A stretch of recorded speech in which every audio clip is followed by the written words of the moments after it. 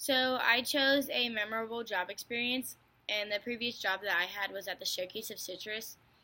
It's my boyfriend's family's business, and it is a tourist attraction that includes monster trucks, a circus, petting zoo, and other exotic animals. And so one day the family was driving down the side of the road and came across a lady who was parked and had a trailer full of calves. And so they offered to pay for one so they could have it, and she said no. And then they offered her double the money, and she finally said yes. And so they were bringing home now a 7 day old calf.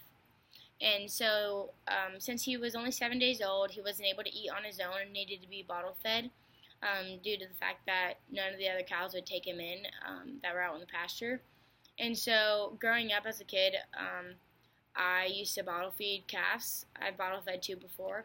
And so I offered to start feeding him the bottle instead of the other employees because I was there more often and I knew how to do it.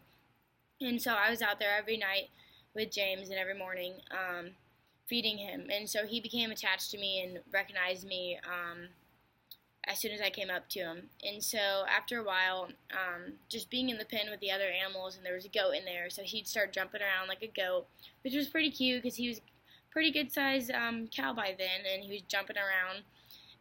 And then eventually, he started eating on his own, and I would only visit him every now and then, but he still recognized me.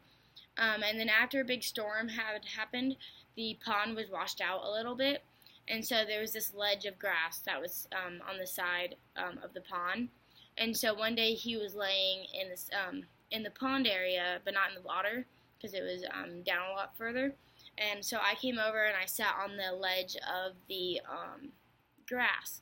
And so I was sitting right next to him, and next thing you know, he lifts up his head and he puts it on my lap as I'm sitting next to him.